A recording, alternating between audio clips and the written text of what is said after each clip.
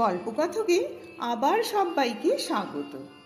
আজকে পাঠ করব শ্রী দক্ষিণারঞ্জন মিত্র মজুমদারের ঠাকুরমার ঝুলি বাংলার রূপকথা বইটি থেকে একটি গল্প। গল্পের নাম শিয়াল পণ্ডিত। এক যে ছিল শিয়াল, তার বাপ দিয়েছিল দেয়াল। তার ছেলে সে, কম বা কিসে, তারও হলো খেয়াল। ইয়া ইয়া গোফে চারা দিয়া শিয়াল পণ্ডিত সটির বনে এক মস্ত পাঠশালা খুলিয়া ফেলে। চিচি পোকা ঝিঝি পোকা রাম ফড়িংয়ের ছা, কচ্ছপ কেন্ন হাজার পা, কেঁচো বিছে গুবরে আরশোলা ব্যাং, কাঁকড়া মাকড়া এই ঠ্যাং। শিয়াল পণ্ডিতের পাঠশালায় এত এত পড়ুয়া। পড়ুয়াদের পড়ায়, পণ্ডিতের সারায়, সটির বনে দিন রাত হট্টগোল। দেখিয়া শুনিয়া এক কুমির ভাবিল, তাই তো, সকলের ছেলেই লেখাপড়া শিখিল, আমার ছেলেরা বোকা হইয়া থাকিবে। কুমির শিয়াল পণ্ডিতের পাঠশালায় 7 ছেলে নিয়া গিয়া হাতে খড়ি দিল। ছেলেরা আঞ্জি ক খ পড়ে। শিয়াল বলিল, কুমির মশাই দেখেন কি, 7 দিন যাইতে না যাইতেই আপনার এক এক ছেলে বিদ্যা গজগজ ধনুর্ধর হইয়া উঠিবে। মহা খুশি হইয়া কুমির বাড়ি আসিল। পণ্ডিত মহাশয় পড়ান, রোজ একটি করিয়া কুমিরের ছানা দিয়া জল খান। এই রকম করিয়া 6 দিন গেল। কুমির ভাবিতেছে, কাল তো আমার ছেলেরা বিদ্যা গজগজ ধনুর্ধর হইয়া আসিবে, আজ একবার দেখিয়া আসি। ভাবিয়া কুমির রানীকে বলিল, ওগো, ইলিশ খলিশের চচ্চড়ি আর রুই কাতলার গড়গড়ি, চিতল বোয়ালের মরমরি সব তৈয়ার করিয়া রাখো, ছেলেরা আসিয়া খাইবে। বলিয়া কুমির পুরনো চটের থান, ছেঁড়া জালের চাদর, জেলে ডিঙির টোপর করিয়া একগাল শ্যাওলা চিবাইতে চিবাইতে, ভুঁড়িতে হাত বুলাইতে বুলাইতে পণ্ডিত মহাশয়ের কাছে গিয়া উপস্থিত। পণ্ডিত মশাই, দেখি দেখি ছেলেরা আমার কেমন লেখাপড়া শিখিয়াছে। তাড়াতাড়ি উঠিয়া পণ্ডিত মহাশয় বলিলেন, আসুন আসুন, বসুন বসুন। হ্যাঁ রে গুবরে, তামাক দে। আরে ফড়িঙ্গে, নসির ডিবে নিয়ে আয়। হ্যাঁ রে, কুমির সুন্দরেরা কোথায় গেল রে? বসুন বসুন, আমি ডাকিয়া নিয়ে আসি। গর্তের ভিতর গিয়া শিয়াল পণ্ডিত সেই শেষ একটি ছানাকে উঁচু করিয়া 7 বার দেখাইল। বলিল, কুমির মশাই, এত খাটিলাম খুটিলাম, আর একটুর জন্য কেন খুঁত রাখিবেন? সব ছেলে বিদ্যা গজগজ হইয়া গিয়াছে, আর একদিন থাকিলেই একেবারে ধনুর্ধর হইয়া ঘরে যাইতে পারিবে। কুমির বলিল, আচ্ছা আচ্ছা, বেশ, তাহাই হইবে। বোকা কুমির খুশি হইয়া চলিয়া গেল। পরদিন শিয়াল পণ্ডিত বাকি ছানাটিকে দিয়া সব শেষ জলযোগ সারিয়া পাঠশালা পুটশালা ভাঙিয়া পলায়ন। পিটটান তো পিটটান, কুমির আসিয়া দেখে পড়ুয়ারা পড়ে না, শিয়াল পণ্ডিত ঘরে নাই, সটির বন খালি। কুমির তখন সব বুঝিতে পারিল। গালে চর, মাথায় চাপড়, হাপুস নয়নে কাঁদিয়া কুমির বলিল, আচ্ছা পণ্ডিত দাঁড়া, আর কি কাকড়া খাবি না? আর কি খালে যাবি না? ওই খালে তো কাকড়া খাবি, দেখি কি করে মুই কুমিরের হাত এড়াবি। কুমির চুপ করিয়া খালের জলে লুকাইয়া রহিল। কদিন যায়, শিয়াল পণ্ডিত খালের ওই ধারে ধারে ঘুরে প্রাণান্তেও জলটিতে পা ছোঁয়ায় না। শেষে পেটের জ্বালা বড় জ্বালা, তার উপর ওপারের চড়ায় কাকড়ারা ছায়ে পয়ে দলে দলে দাঁড়া বাহির করিয়া ধিরিং ধিরিং নাচে। আর কি সয়, সব ভুলিয়া টুলিয়া যাক প্রাণ থাক মান, জলে দিলেন ঝাঁপ। আর কোথা যায়, 36 গন্ডা দাঁতে কুমির পণ্ডিতের ঠ্যাংটি ধরিয়া ফেলিল। টানা টানি হুড়ো হুড়ি পণ্ডিত এক নল খাগড়ার বনে গিয়া ঠেকিলেন। অমনি এক নলের আগা ভাঙিয়া হাসিয়া পণ্ডিত বলিল, হা, কুমির মশাই এত বোকা তা তো জানিতাম না। কোথায় বা আমার ঠ্যাং, কোথায় বা লাঠি? ধরুন ধরুন, লাঠিটা ছাড়িয়া ঠ্যাংটাই ধরিতেন।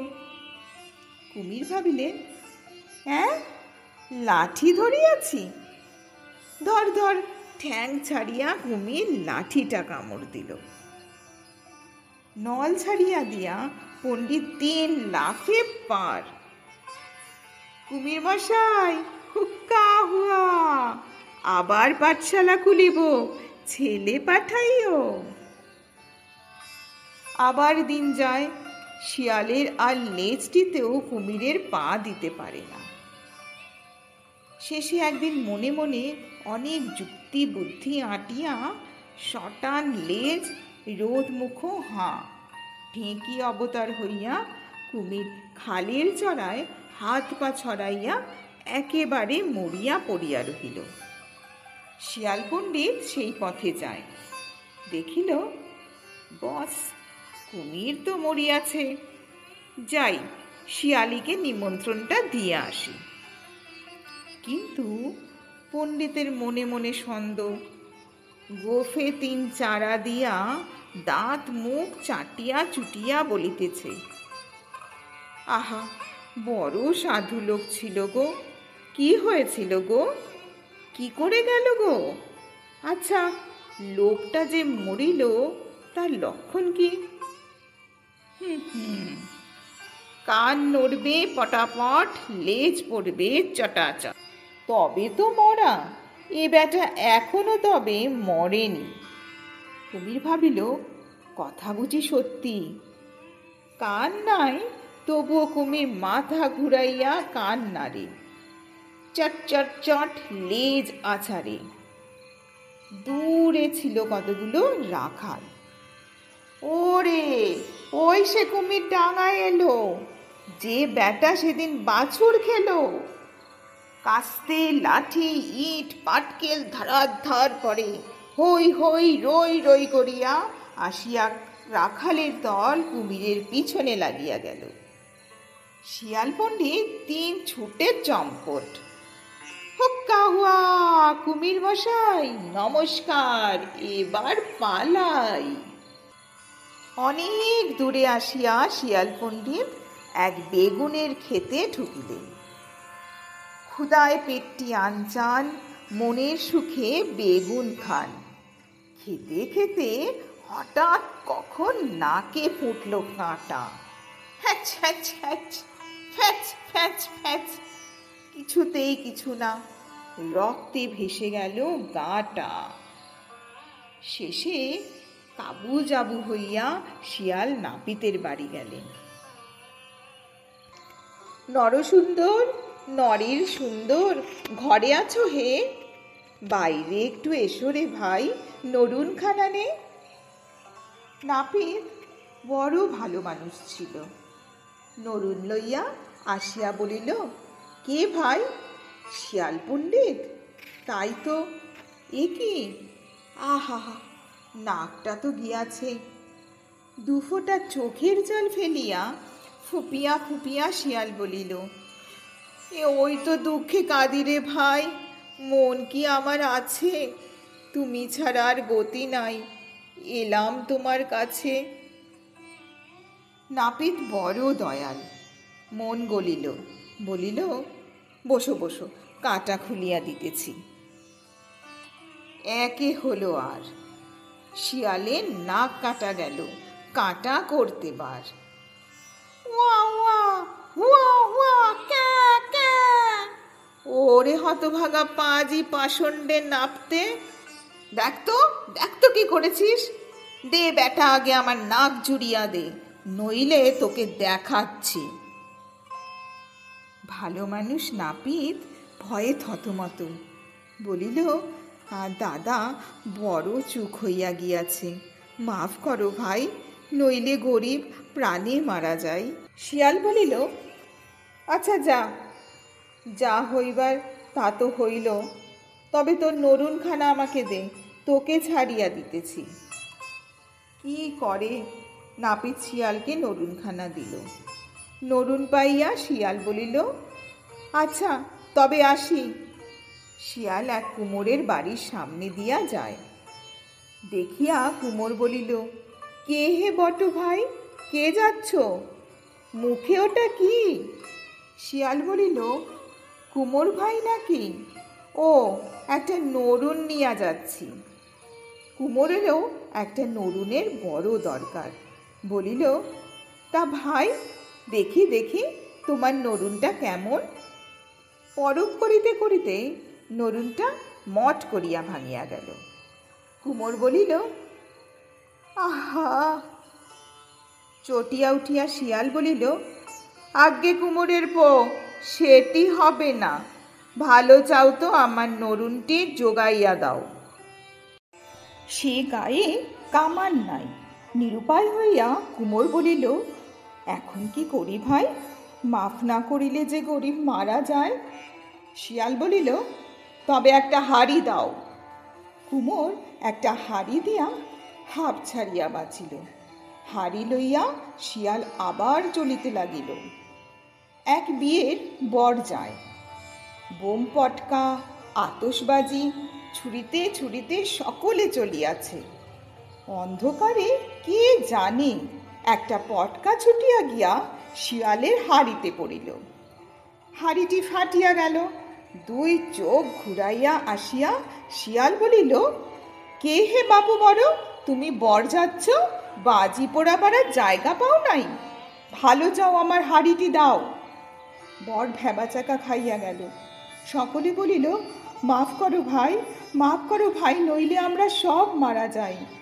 শিয়াল বলিল, সেটি হবে না, কোণেটি আমাকে দাও, তারপর তোমরা যেখানে খুশি যাও। কি আর করে, বর কোণেটি শিয়ালকে দিল। কোণে পাইয়া শিয়াল সেখান হইতে চলিল। এক ঢুলির বাড়ি গিয়া শিয়াল বলিল, ঢুলি ভাই, তোমরা কজন আছো? আমি বিয়ে করিব, সব ঢোল বায়না করো দেখি। কোণেটি তোমার এখানে থাকিল, আমি পুরুত বাড়ি চলিলাম। ঢুলি ঢোল বায়না করিতে গেল, শিয়াল পুরুত বাড়ি চলিল। ঢুলি বউ কুটনা কাটিতে বসিয়াছে। কোণেটি ঝিমাইতে ঝিমাইতে বটির ওপর পড়িয়া গিয়া কাটিয়া দুইখানা হইয়া গেল। ভয়ে ঢুলি বউ কোণের দুই টুকরা নিয়া খড়ের গাদায় লুকাইয়া রাখিয়া আসিল। পুরুত নিয়া আসিয়া শিয়াল দেখে কোণে নাই। ভালো চাও তো ঢুলি বউ, কোণেটি এনে দাও।